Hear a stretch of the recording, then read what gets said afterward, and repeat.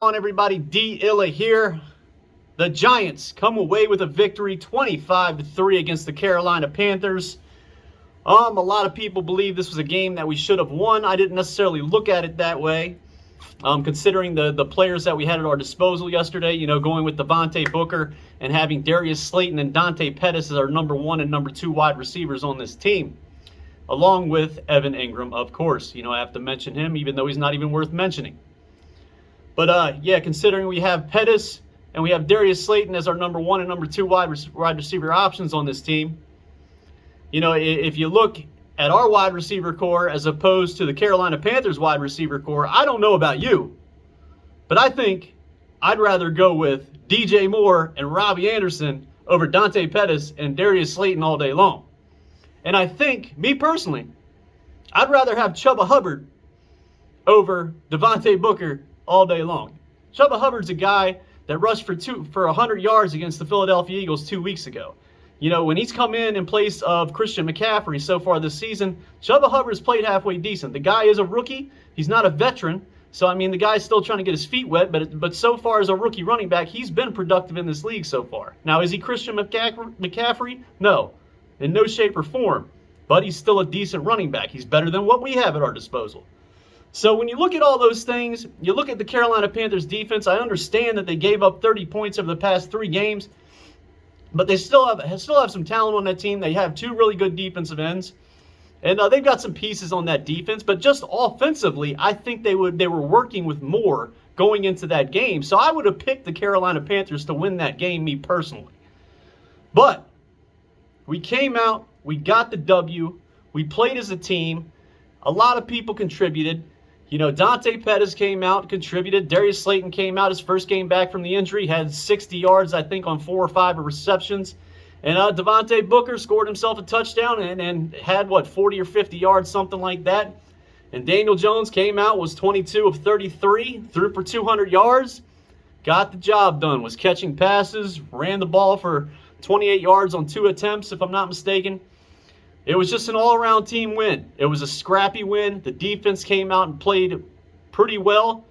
They finally got something going defensively. Now, the Carolina Panthers, they have been struggling on offense, but we've been struggling on offense also. But our team came out, and they were the better team that day. So it's a good win for us. It gives us something to build on going up against Kansas City this weekend. And I know a lot of people have been giving Daniel Jones a hard time about, you only threw for 200 yards. Let me tell you something. Back in 2006, when Eli was playing with, Plax, had Tiki Barber in his backfield, had Jeremy Shockey, had Amani Toomer, he had a 4-game stretch where he threw for under 200 yards. And he won every single one of those games. Now, is Daniel Jones working with anything that resembles Plaxico Burress, Amani Toomer, Jeremy Shockey, or who else am I forgetting? Tiki Barber? Is he playing with anybody that resembles any of those players right now? Hell no. So if he wins a game throwing for 200 yards, good for him. He ain't got nothing to work with right now. If he wins a game throwing for 119 yards, I'm happy with that. I don't give a damn. As long as he gets the job done. Puts a win in the win column, that's all that matters. A win is a win. It doesn't matter what kind of stats you put up. I don't expect him to put up prolific stats throwing the ball to freaking Dante Pettis and Darius Slayton. Anybody that thinks he would is just completely brain dead. Online Big Blue, Tim. Yeah, I called that Bama out. I don't like that dude. He knows I don't like him. He knows I don't like him. I have made it loud and clear on his page, and every single video he makes, dude, I try to rip him a new one every time I can. Do not like that guy. But yeah, going into the Kansas City Chiefs game, Kansas City has been reeling, man. Their offensive line has been struggling to protect Patrick Mahomes. The guy, I think he's thrown like 6 interceptions in the past 4 games. If you watched him play against Washington, 2 weeks ago, like I said in my previous video, Kansas City only put up 1 touchdown. That was on a Darrell Williams rushing touchdown. Pat Mahomes didn't even throw any passing touchdowns in the first half of that game. He threw 2 interceptions. and was constantly under pressure in that game. And Tyreek Hill was limited in the first half. But once Tyreek Hill came in the second half and played the majority of the game, that offense got going.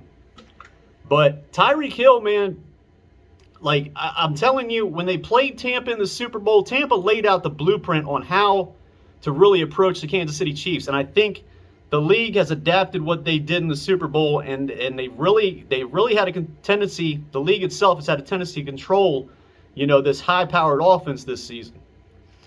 So I think the Giants have to follow the same blueprint. You got to take everything deep. You got to take that stuff away. You got to cover underneath and take away Kelsey. But you also have to watch out for Darrell Williams. Darrell Williams can be a good running back. He's not Clyde Edwards-Helaire.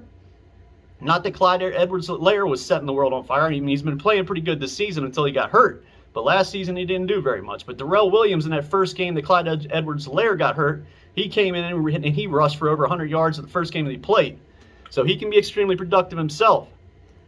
But we just have to keep putting pressure. We have to put pressure on Mahomes, get him to just keep on scrambling out of the pocket like he's been doing the past couple of games, and make him make errant throws and make him make mistakes. Make him feel like he has to do more than what he necessarily needs to.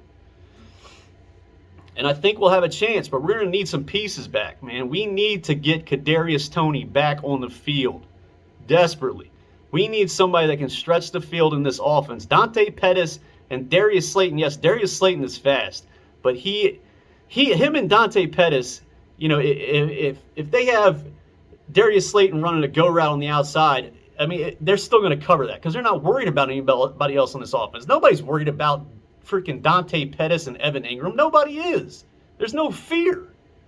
So, I mean, it's not like we have Kenny Golladay on the outside, have Kadarius Toney in the slot, have Shep over here. Like, teams are afraid when you try to stretch the field when you have those other options. But when you've only got one burner on the outside, nobody's afraid of you. They'll cover that shit all day long. This is why we can't get any explosive plays going, because we don't have any talent on the outside right now. And that's why Daniel Jones isn't putting up big numbers. And another reason is because all this talent that we have, it's only played together for maybe 2 or 3 games. This shit takes time for an offense to come together. And that's another thing I've been trying to make people understand when it comes to Daniel Jones, Kenny Golladay, Kadarius Toney, Shep, all these guys, Saquon. None of them have played together for more than 2 to 3 games. So they're not going to come out here and just light everybody up. It's not going to happen. They need to stay healthy and play together for a continuous period of time before they start putting up some big time stats and big time numbers on the scoreboard. It's that damn simple. It's not that hard to figure out.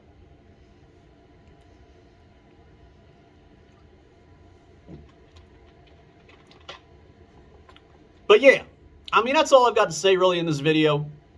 I'm looking forward to this game Monday night. Hopefully we can get some pieces back. I really want to see Kadarius Toney out there on that field. I'd like to see Saquon back on the field. I know he had a low ankle sprain. He's had 2 weeks off. Like, to me, that ankle sprain should be healed by now. I don't know. I've sprained my ankle many a times. I played a lot of sports growing up. I played damn near everything.